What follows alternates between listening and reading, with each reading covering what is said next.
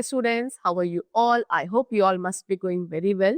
Today, students, we are back here with a new session of Science Class 4.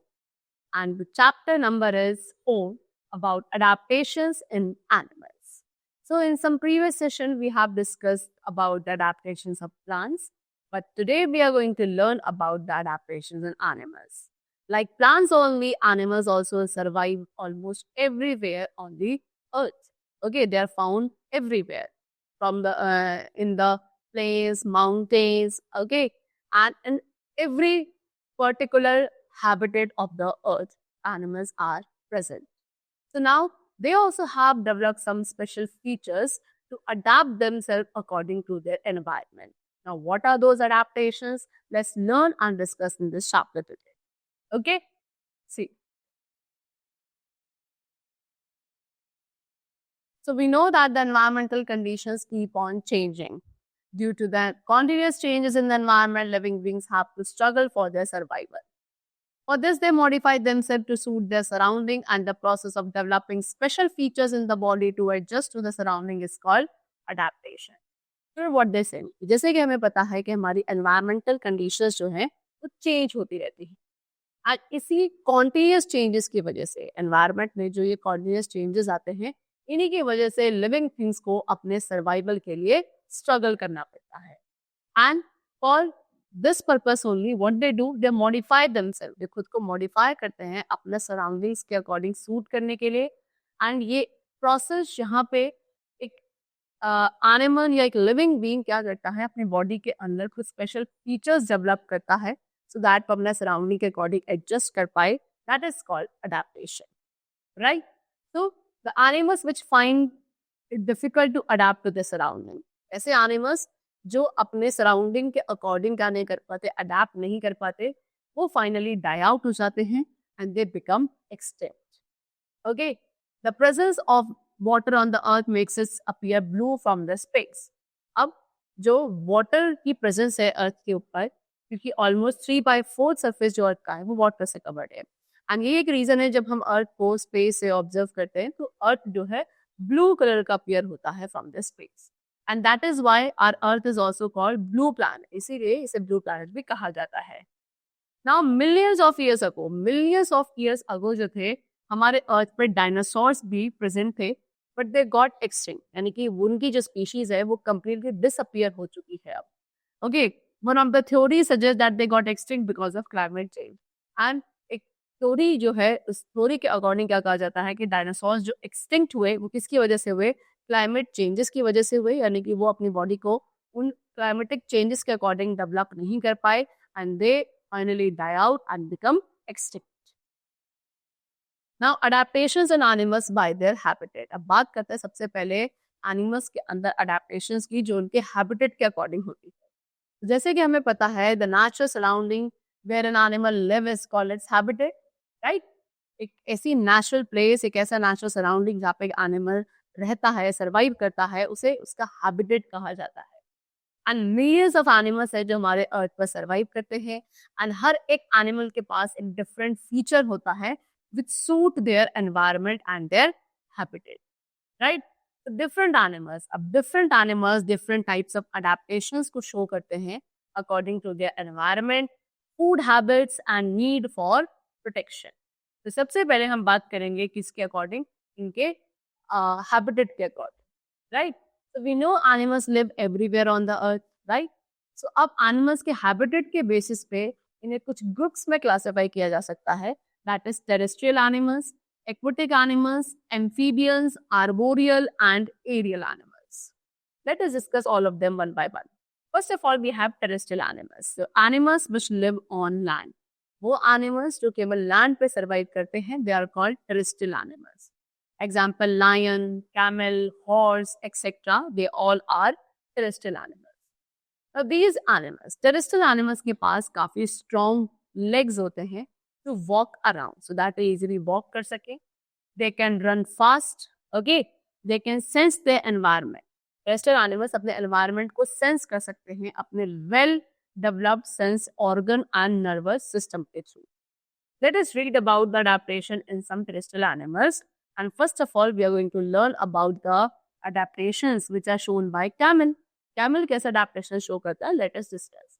तो camel कहाँ रहता है students? It live in hot and dry desert, right? They have hump. You can see ये camel है, camel के पास ये hump होता है. This is the hump part and इसी hump के अंदर camels अपने fat को store करते हैं and ये fat इन camels को help करता है जब इन्हें सेवरल डेज तक फूड के बिना सरवाइव करना होता है तो एनर्जी जो डिराइव करते हैं वो उन सेवरल डेज के लिए they derive from that part only which is stored in this hump part of the camel. Okay, the thick and less hairy skin. अब इनकी जो स्किन है काफी थिक होती है, हेयर काफी कम प्रेजेंट होते हैं. ओके, एंड इस टाइप की जो स्किन है कैमल को हेल्प करती है to protect from the heat. Okay, Camel have padded feet. Camel के जो feet होते हैं वो padded होते हैं and they have long legs. इनके legs भी काफी long होते हैं so that they comfortably hot sand of desert में walk कर सके.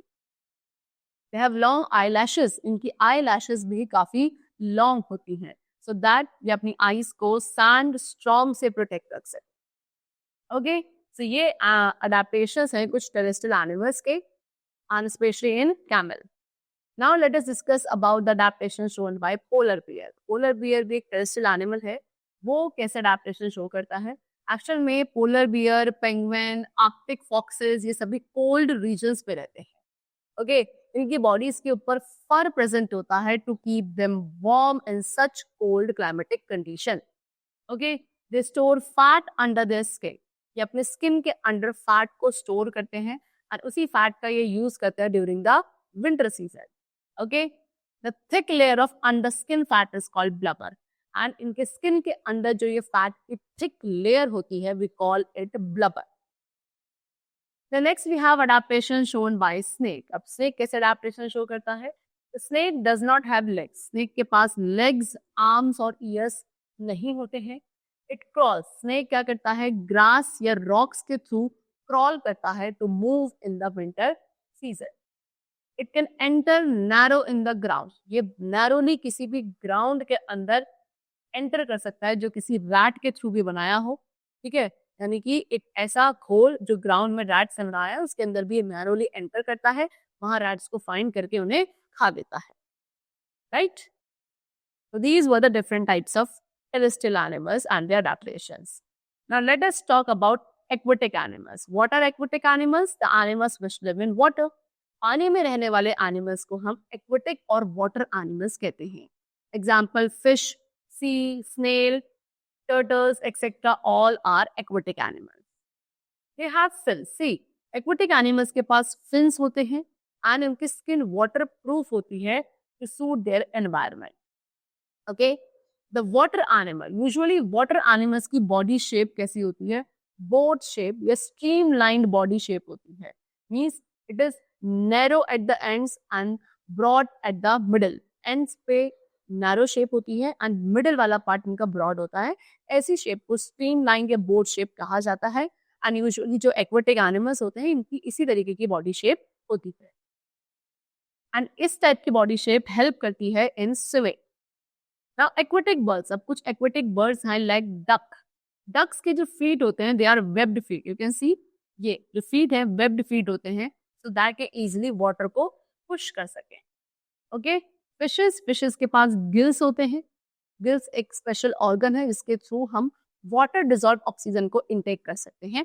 and क्योंकि fishes पानी के अंदर ही रहती हैं तो उनके पास gills होते हैं to breathe inside the water. Cranes and flamingos. Cranes and flamingos के पास long legs होते हैं to wade in water and also they have long beaks. उसके अलावा इनके पास काफी लॉन्ग बीक्स भी होती है फिशेस को कैच करने के. The next we have amphibians. What are amphibians? The animals which can live both on land and on water are called amphibians. ऐसे animals जो land and water दोनों पे ही survive कर सकते हैं we call them amphibians. Example frog, toad, salamanders. Right? These animals, ये animals जब water के अंदर होते हैं ये अपनी skin के थ्रू breathe करते हैं and when they are on land, जब ये land पे होते हैं तो ये अपने lungs का use करते हैं to breathe. Okay? When on land, ये जब land पे होते हैं तो ये अपने strong legs का use करके jump करते हैं and water के अंदर ये अपने webbed feet का use करके स्विम कर सकते हैं। Okay, then we have arboreal animals. Arboreal animals are the animals which spend most of their time on trees. ऐसे एनिमल्स जो अपना ज्यादातर टाइम ट्रीज के ऊपर स्पेंड करते हैं उन्हें हम आर्बोरियल एनिमल्स कहते हैं। Example monkey, squirrel, garden lizard etcetera. Okay, they are called arboreal animals. So now there are special features which help them to live on trees. Okay, इनके पास भी क्या कुछ स्पेशल फीचर्स होते हैं जो उन्हें ट्रीज के ऊपर सर्वाइव करने में हेल्प करते हैं। लाइक मंकीज, मंकीज जो हैं किसी एक ब्रांच से दूसरे ब्रांच पे इजिली क्लाइम कर सकते हैं। तो फॉर दिस, इस पर्पस के लिए मंकीज अपने strong arms and long tails का यूज करते हैं। आर्बोरियल एनिमल्स के पास काफी शार्प क्लॉज होते हैं। इनके हिप गिर्डल्स काफी ब्रॉड होते हैं जो इन्हें सपोर्ट करते हैं during the climbing. Okay, you can see this is squirrel, monkey, these all are arboreal animal. Next we have aerial animal. Aerial animals कौन से एनिमल्स हैं? Which can fly and spend most of the time in air. वो animals जो fly कर सकते हैं और अपना ज्यादातर टाइम एयर में स्पेंड करते हैं, they are called aerial animals. Example birds and insects, ये एरियल एनिमल्स हैं। इनके पास विंग्स होते हैं to fly and also they have streamline bodies. ठीक है, इनके पास फ्लाई करने के लिए विंग्स हैं। इनके पास स्ट्रीमलाइन बॉडी होती है जो इन्हें हेल्प करती है to cut through the air, air को कट करके आगे की तरफ फ्लाई करने। We have light and hollow bones. इनकी बोन्स काफी हल्की होती है। हॉलो यानी कि अंदर से खोखली होती है, सो दैट इनकी बॉडी लाइट वेट रहे एंड खुद को लिफ्ट करके इजिली फ्लाई कर सके। ओके, सो ये सभी क्या थे? डिफरेंट टाइप्स के एनिमल ग्रुप्स थे on the basis of their habitat along with their adaptations, right? Now next we are going to talk about adaptations and behaviour. अब इनके बिहेवियर में कैसे कैसे अडैप्टेशंस होते हैं। तो स्टूडेंट्स, कुछ एनिमल्स ऐसे हैं जो डिफरेंट टाइप्स ऑफ अडैप्टेशंस को शो करते हैं अपने बिहेवियर में to survive in extreme weather conditions. Like first of all we have hibernation. What is it? The deep sleep of some animals like polar bear, lizard and frog during winters is called winter sleep or hibernation. ठीक है, तो कुछ ऐसे animals हैं जो winter season में एक बहुत डीप एंड एक लॉन्ग स्लीप के लिए चले जाते हैं खुद को विंटर की एक्सट्रीम कोल्ड कंडीशन से प्रोटेक्ट करने के लिए। This long and deep sleep is known as what? Hibernation, right? Example polar bear, lizards, frog, they all hibernate, right? During summers, actual में समर सीजन में क्या करते हैं, जब समर्स में काफी सारा फूड खा लेते हैं एंड विंटर्स में ये इनएक्टिव हो जाते हैं एंड एक डीप स्लीप के लिए चले जाते हैं। Then next we have what? Aestivation. अब एस्टिवेशन होता है हॉट एंड ड्राई डेजर्ट जैसे एरिया में। यहाँ पे कुछ एनिमल्स है like snake, they take a long sleep during hot summer month. अब ये जो एक लॉन्ग स्लीप होती है लेकिन ये समर सीजन में होती है। This summer season long sleep is called aestivation. ठीक है, यानी कि डेजर्ट एरिया में वहाँ की जो हॉट समर मंथ है उनकी सीवियर वेदर कंडीशन से खुद को प्रोटेक्ट करने के लिए स्नेक्स वगैरह क्या करते हैं? एस्टिवेट करते हैं। They go for a very long summer sleep which is called aestivation. Okay, then next we have migration. तो Siberian cranes, Siberian cranes क्या है? They leave their homes in winters and fly thousands of kilometers to warmer places in search of food and shelter. You can see these are Siberian cranes. Siberian cranes क्या है? ऐसी birds हैं जो कि अपना घर छोड़कर विंटर सीजन में काफी थाउजेंड ऑफ किलोमीटर्स का डिस्टेंस फ्लाई करके वार्मर प्लेसेस में चली जाती हैं in search of food and shelter. And इसके बाद वो अपने नेटिव प्लेसेस पे वापस आ जाती है जब विंटर्स वहां पे एंड हो जाते हैं। सिमिलरली इसी तरीके से काफी सारे ऐसे एनिमल्स हैं जो रेगुलरली मूव करते हैं from one place to another. And this regular movement, यानी जो रेगुलर मूवमेंट है एनिमल्स का या बर्ड्स का in very large number from one region to some other more favourable region is called migration. Okay, now next we are going to talk about adaptations for food. अब food के लिए भी कुछ animals के पास adaptations होती हैं। सी animals क्या खाते हैं? Animals eat plants and other animals. Animals या तो प्लांट्स खाते हैं या अदर एनिमल्स को खाते हैं। अब इन फीडिंग हैबिट्स पे, एनिमल्स की फीडिंग या ईटिंग हैबिट्स के बेसिस पे हम उन्हें क्लासिफाई करते हैं as herbivore, carnivore, omnivore, parasite and scavengers. So first of all we have herbivores. What are herbivores? The animals that eat plant and plant products are called herbivores. वो animals जो केवल plant and plant products को खाते हैं, they are called herbivores. Example, cow, goat, giraffe, they all are herbivores. See students, herbivores के पास काफी sharp cutting teeth, यानी कि front में इनके जो cutting teeth है वो sharp होते हैं, and back side पे जो grinding teeth है वो भी काफी strong होते हैं. Okay? इन्हें काफी long distances travel करना पड़ता है in search of food, and therefore they have very long and strong legs also. Okay. Then next we have carnivores. Carnivores कौन से animals हैं जो other animal, दूसरे animals का flesh यानी कि meat खाते हैं, they are called carnivores. Example, lion, tiger, shark, they are carnivores. Now carnivores have long sharp teeth. Carnivores के पास जो teeth हैं काफी long and sharp होते हैं, so that ये easily flesh को tear कर सकें. Also they have very strong legs. इनके legs काफी strong हैं, so that we काफी fast run करके अपने prey को catch कर सकें. Then we have some carnivorous birds also, like eagles. इनकी जो beaks हैं काफी sharp होती हैं, claws भी काफी sharp होते हैं, so that they can easily catch their prey. Okay, you can see lion, tiger, shark, all these are carnivorous animals. Next we have omnivores. Omnivores कौन से animals हैं which can eat both? Means what? यानी कि वो animals जो plants और animals दोनों को ही खा सकते हैं, they are called omnivores. Okay? Example, human beings, crow, bear, dog, these are omnivores. Omnivores के पास दोनों ही तरीके के teeth होते हैं, यानी कि they have sharp teeth also, so that ये easily flesh को tear कर सके, and they have flat teeth also. इनके पास flat teeth भी हैं, so that ये food को grind कर सके. Okay. Now next we have parasites. What are parasites? The animals live on or inside the bodies of other animals to obtain food. They are called parasites. तो students कुछ ऐसे animals हैं जो कि other animals की body के ऊपर या उनकी बॉडी के अंदर रहते हैं अपना फूड ड्राइव करने के लिए. We call them parasites. Okay.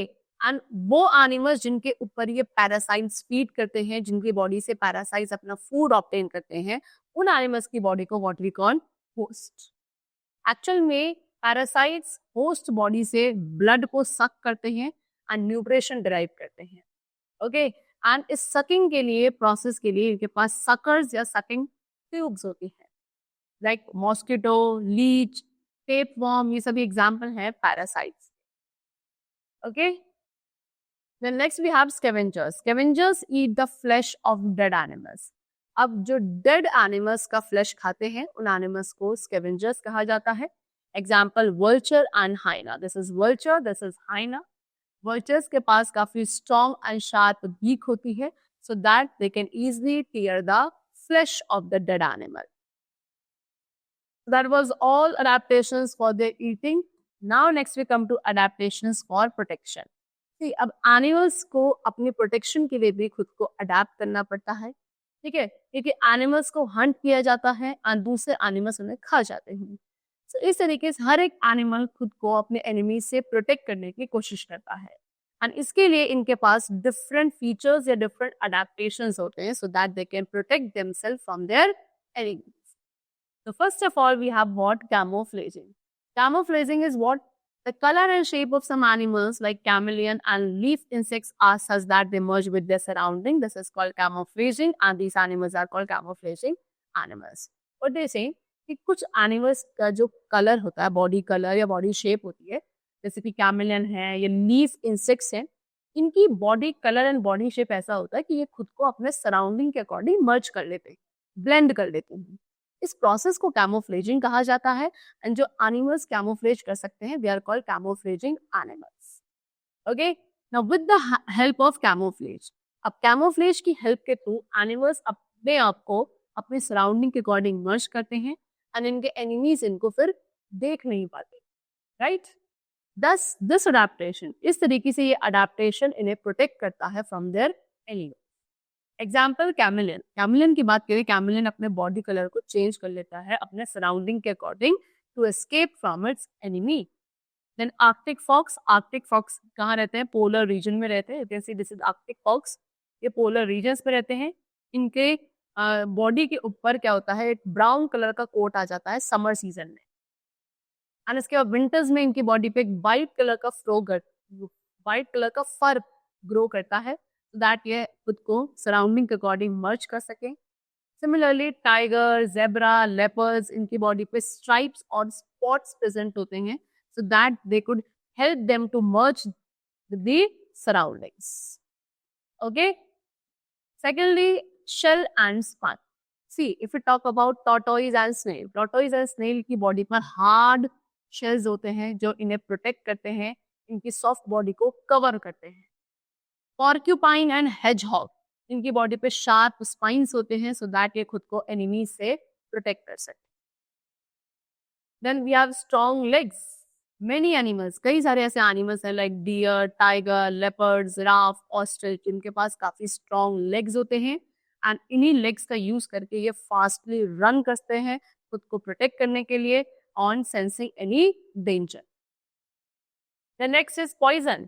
C, animal, insects and reptiles poison का भी यूज करते हैं खुद को प्रोटेक्ट करने के लिए, लाइक बीज एंड वास्प। बीज एंड वास्प इंसेक्ट्स हैं जिनके पास स्टिंग्स होते हैं, ओके, एंड ये अपने स्टिंग्स का यूज करते हैं अपने एनिमी की बॉडी में पॉइजन को इंजेक्ट करने के लिए when they come close to them.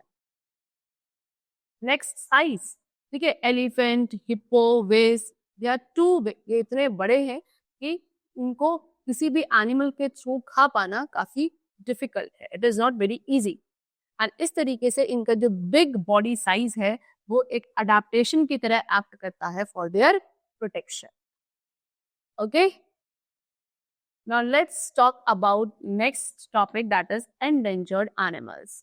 So organisms can adapt to various conditions, but sudden danger or a sudden change in climate harms organism. तो सुनिए, वैसे तो organisms अपनी वेरियस कंडीशंस के अकॉर्डिंग अडेप्ट कर लेते हैं, लेकिन कभी कभी सडन डेंजर यानी कि अचानक से कोई खतरा या अचानक से कोई चेंज अगर क्लाइमेट में आता है तो वो वहाँ के ऑर्गेनिजम्स को हार्म करता है। नेचुरल डिजास्टर्स भी कुछ एनिमल्स के लिए काफी हैजार्डियस प्रूव होते हैं, प्लांट्स के लिए भी होते हैं। ठीक है, व्हेन द सराउंडिंग कंडीशंस, जब सराउंडिंग कंडीशंस एक्सट्रीमली काफी ज्यादा हार्श हो जाती हैं एक एनिमल के सर्वाइवल के लिए, तो किसी भी एक पर्टिकुलर एनिमल का जो नंबर है वो डिक्रीज होना स्टार्ट होता है एंड अल्टीमेटली धीरे धीरे वो अर्थ से डिसअपियर हो जाते हैं because of various human activities. कई सारी ऐसी ह्यूमन एक्टिविटीज है like cutting of forest to build factories, houses etcetera. इन एक्टिविटीज की वजह से एनिमल की, काफी सारे एनिमल्स की एग्जिस्टेंस डेंजर में है एंड ऐसे एनिमल्स जो कि एक्सटिंक्ट होने के खतरे पे हैं, okay, they are called endangered animals, यानी कि ऐसे एनिमल्स जिनका नंबर बहुत रैपिड रेट के साथ डिक्रीज हो रहा है एंड अगर वो इसी तरीके से इंक्रीज होता रहा तो वो एक दिन एक्सटिंक्ट हो जाएंगे, means they will completely be disappeared from the earth. Such animals are called endangered animals.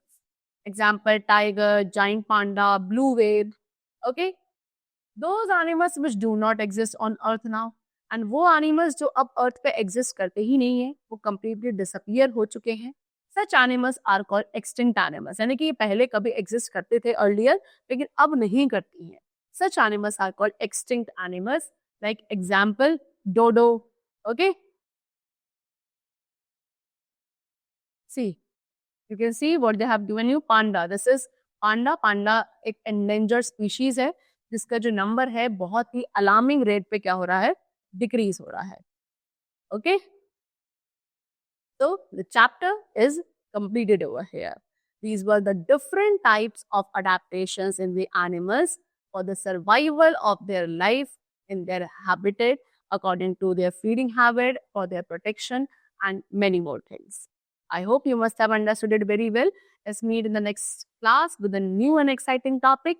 Till then, keep going well and thanks to everybody.